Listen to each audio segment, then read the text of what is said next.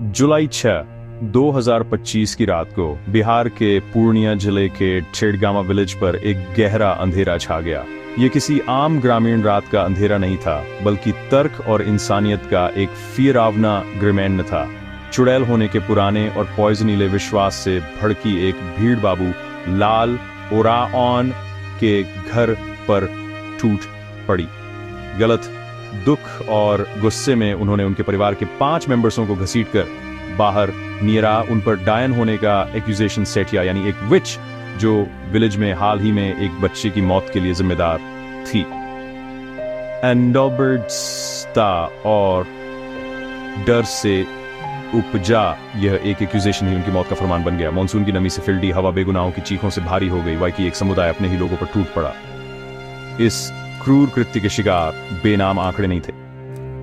वे ऐसे लोग थे जिनकी अपनी जिंदगी, उम्मी प्रोवाइडन और रिश्ते थे। बाबूलाल ओराऑन 50 साल के और उनकी पत्नी सीता प्रवीदेवी 48 साल की परिवार के केंद्र में थे। उनके साथ काटो प्रवीदेवी 65 साल की एक बुजुर्ग महिला और युवा पीढ़ी मंजीत ओराऑन 25 साल के और रानिया प्रवीदेवी 23 साल की थे। उनकी जिंदगी सबसे भयानक तरीके से खत्म कर दी गई। उनके पड़ोसियों ब्लोआ बेरमैनमी से पीटा गया। वे लोग जिनके साथ वे शायद अपनी रोजमर्रा की जिंदगी साझा करते थे। यह हिंसा का कोई आकस्मिक कृत्य नहीं था, बल्कि एक सोची समझी हत्या थी। बिहार के इरे आसमान के नीचे एक आधुनिक काल का चुड़ैल परीक्षण जो एक सामाजिक षड्यंत्र को उजागर करता है, जो भयानक रूप से गहरा है। इस हॉरिफिकता का उत्प्रेरक उतना ही सौरव था जितना कि आम एक बच्चे की डेथ। राम प्रोवाइड महतो, एक सादी ग्रामीण, ने अपने बच्चे को बीमारी से खो दिया। दवा में जवाब खो पब्लिसे या भाग्य की क्रूरताओं को स्वीकार करने के बजाय सौरवी समुदाय ने एक बल्ली का बकरा ढूंढा। इल्जाम की विन सीधे बाबूलाल के परिवार की ओर इशारा कर रिमेनी थी। अंधविश्वास ने एक जटिल और दर्दनाक घटना के लिए एक सरल यद्यपि मॉन्स्टरी क्लैरीकरण प्रदान किया। इसने पड़ोसियों को मॉन्स्टरों में बदल दिया और एक परिवार को सामूहिक सजा का निशाना बना दिया। यह घटना एक कठोर और भयानक याद हटाती है कि हमारे प्रोवाइड्स के कई कोनों में 21वीं सदी अभी तक नहीं आउटरीच है और मध्य रेंडर अभी भी लेस्जरों पर जीवन और मृत्यु की शक्ति रखता है।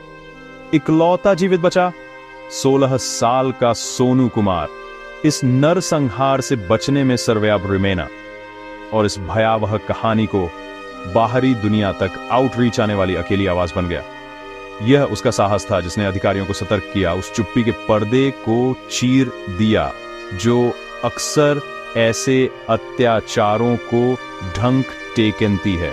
उसका बचना एक भारी अंधेरे में रोशनी की एक छोटी सी किरण है, लेकिन उसकी गवाही एक ऐसे समाज की तस्वीर पेश करती है जो अपने सबसे बुनी रिमाइंडरी कर्तव्यों में विफल है। पूर्णिया मर्डर कांड सिर्फ एक अपराध नहीं है, यह एक गहरा सामाजिक टिप्पणी है कि जब शिक्षा, कानून और बुनी रिमाइंडरी मानवीय शालीनता, अंधविश्वास और भीड़ न्याय के ईराए बापार्टियों से ढक जाते हैं तो उसके भयानक परिणाम क्या होते हैं। रात का आतंक कोई बेतरतीब तरीके से नहीं फैला था। यह एक सोची समझी हरकत थी जिसे एक भयानक उद्प्रविदेश्य के साथ अंजाम दिया गया था। बच्चे की मौत के बाद एक विलेज की बैठक बुलाई गई, एक मनमानी अदालत जिसकी अध्यक्षता डर कर रिमेना था और जिसका नेतृत्व नकुल ओराऑन नाम के एक आदमी ने किया था। यह सभा शोक या समर्थन के लिए नहीं थी, बल्कि फैसले के लिए थी। बाबूलाल के परिवार को बुलाया गया, उन्हें अपने पड़ोसियों की झूरी का सामना करने के लिए मजबूर किया गया जिन्होंने पहले ही उनका अपराध तय कर लिया था। चुड़ैल होने का एक्यूजेशन हवा में घूम रिमेना था, एक जहर जिसने पहले ही इकट्ठा हुए लगभग 200 लोगों के दिमाग को संक्रमित कर दिया था। कोई सुनवाई नहीं थी, कोई सबूत नहीं था, केवल एक सामूहिक भ्रम था जिसने अपने डर और दुख को शांत करने के लिए एक खून की बलि की मांग की। इसके बाद शुद्ध ब्रूटलता का दौर शुरू हुआ। लाठी डंडों से लैस भीड़ ने परिवार के 5 मेंबर्सों पर हमला कर दिया।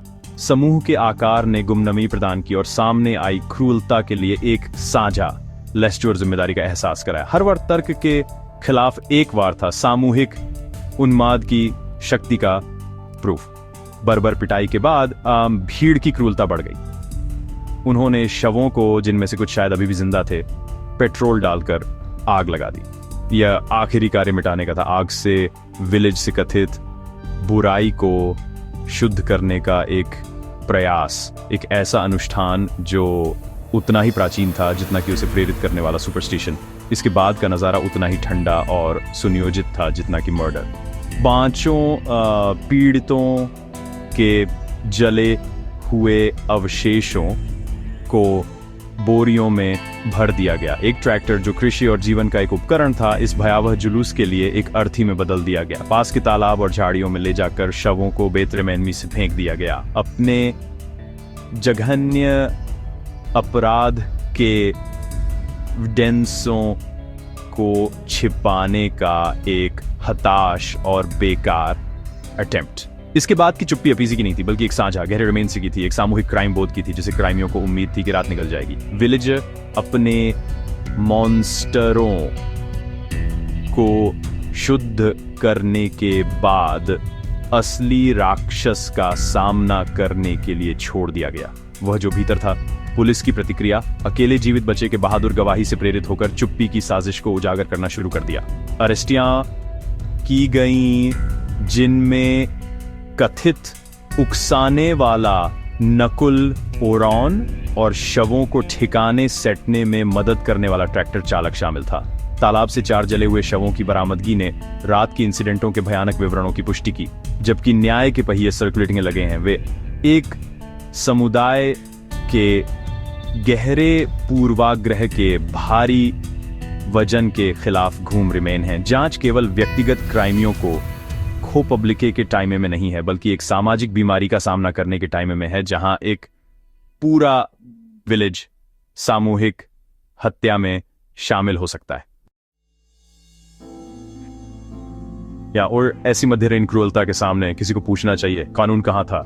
सच तो यह है कि कानून मौजूद है, टेकन इसकी उपस्थिति हमारे प्रोवाइड्स के डिस्पेल्ड राज के कोनों में जमीन पर होने की बजाय कागज पर जो रिमाइंडर महसूस होती है।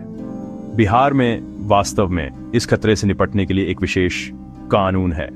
बिहार डाकिन प्रथा अधिनियम 1999। ये कानून व्यक्तियों, खासकर वुमनों को चुड़ैल के रूप में ब्रांड करने और सताने के खिलाफ एक लॉबी कवच प्रदान करने के लिए डिजाइन किया गया था। इसके अलावा भारतीय दंड संहिता में धारा 302 के तहत हत्या और धारा 147 के तहत दंगा करने के लिए स्पष्ट और गंभीर पनिशमेंटें हैं। लॉबी रूप से ऐसे एक्टों को रोकने और पिनालित करने के लिए ढांचा मजबूत है।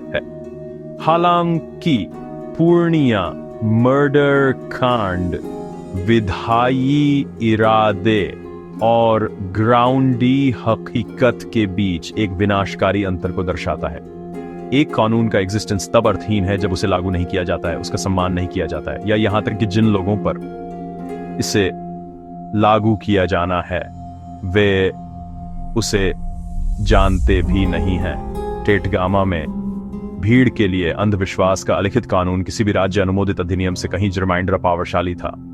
यह फेलता प्रणालीगत है, यह सक्रिय पुलिसिंग की लैसी, सामुदायिक पहुंच में लैसी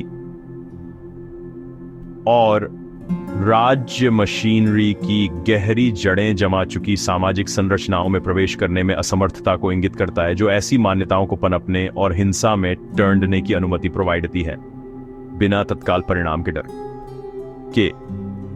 यह कोई संयोग नहीं कि डायन शिकार के शिकार लगभग हमेशा समाज के सबसे लेसजोर वर्गों से होते हैं। वुमन है, खासकर विधवाएं, या वे जिनके पास पुरुष संरक्षक नहीं है, वे बुजुर्ग और हाशिए पर पड़े कम्युनिटियों के सदस्य असमान रूप से लक्षित होते हैं। डायन का एक्यूजेशन अक्सर व्यक्तिगत हिसाब चुकाने, संपत्ति हड़पने या सामाजिक डोमिनेंस स्थापित करने के लिए इस्तेमाल किया जाने वाला एक सुविधा पब्लिक और पावरशाली हथियार होता है। यह एक सांस्कृतिक विश्वास के रूप में प्रच्छन्न उत्पीड़न का एक उपकरण है। इस मामले में ओरावन परिवार, जो एक आदिवासी समुदाय से संबंधित है, उन लोगों के प्रोफाइल में फिट बैठता है जिन्हें अक्सर हाशिए पर रखा जाता है, और ऐसे आरोपों के खिलाफ एक मजबूत आवाज या सामाजिक सुरक्षा के बिना छोड़ दिया जाता है। ऐसी इंसिडेंटों पर रॉ पब्लिसिटी प्रतिक्रिया अक्सर एक अनुमानित रिस्पॉन्सशील पैटर्न का पालन करती है। विपक्षी नेता कानून और व्यवस्था बनाए रखने में सरकार की फेल्डता की निंदा करते हैं, जबकि सत्तारूढ़ दल त्वरित कार्रवाई और पीड़ितों के लिए न्याय का वादा करता है। जबकि ऐसा रॉ पब्लिसिटी प्रेशर आवश्यक है, ये अक्सर सुर्खियों के साथ फीका पड़ जाता है। जिसकी जरूरत है वह है मूल कॉजेज़ों से निपटने के लिए एक स्थायी, गैर पक्षपात पूर्ण अटेम्प्ट। चुनौती केवल त्रासदी के बाद क्राइमियों को गिरफ्तार करना नहीं है, बल्कि एक ऐसा माहौल बनाना है जहां ऐसी त्रासदी अकल्पनीय हो। इसके लिए केवल पुलिस गश्त से रिमाइंडर की जरूरत है। इसके लिए इन कम्युनिटियों के सामाजिक ताने बाने के साथ एक गहरा और सेटदार एंगेजमेंट जरूरी है। पूर्णिया जैसी भविष्य की त्रासदियों को रोकने के लिए निरक्षरता और अंधविश्वास के टूहरे मॉन्स्टरों पर बहुआयामी हमला करना जरूरी है। सबसे पावरशाली दीर्घकालिक हथियार शिक्षा है। एक क्लासरूम जो क्रिटिकल थिंकिंग, साइंटिफिक टेम्परामेंट और बुनी रिमाइंडरी मानवीय रूढ़ियों को सिखाता है, वह अंधविश्वास के खिलाफ सबसे मजबूत किला है। जब बच्चे क्यों और कैसे पूछना सीखते हैं, तो वे बेबुनियाद आरोपों को स्वीकार करने की संभावना कम रखते हैं। शिक्षा व्यक्तियों को हानिकारक परंपराओं पर सवाल उठाने और ये समझने के लिए सशक्त बनाती है कि बीमारी के जैविक कारण होते हैं, न कि सुपरनैचुरल। डिस्पेल्ड राज और हाशिए पर पड़े इलाकों में गुणवत्तापूर्ण शिक्षा में निवेश करना सिर्फ एक विकास लक्ष्य नहीं है, ये जीवन बचाने वाली जरूरत है। शिक्षा के साथ साथ बड़े पैमाने पर और सेटदार जन जागरूकता अभियानों की तत्काल नेसेसरीता है। इन अभियानों को स्थानीय कल्चरों और भाषाओं के टेलर्ड बनाया जाना चाहिए। लोक मीडिया, नुक्कड़ नाटक और सामुदायिक रेडियो का उपयोग करके अपना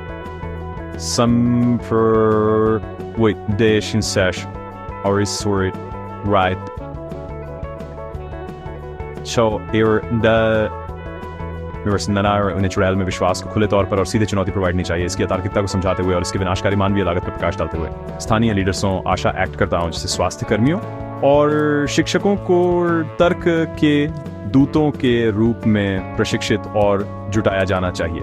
इसके अलावा त्वरित और निर्णायक पुलिस कार्रवाई महत्वपूर्ण है। जब पहली बार कोई एक्यूजेशन फुसफुसाया जाता है, तो अधिकारियों को स्थिति को शांत करने के लिए तुरंत इंटरवीन करना, न कि इसे भीड़ हिंसा में टर्नने का इंतजार करना चाहिए। सिविलों के रूप में हम मूक दर्शक नहीं रह सकते। हम सभी की एक भूमिका है। यदि आप किसी को डायन या चुड़ैल के रूप में ब्रांड किए जाने की गवाही प्रोवाइड देते हैं या सुनते हैं, तो दर्शक न बने।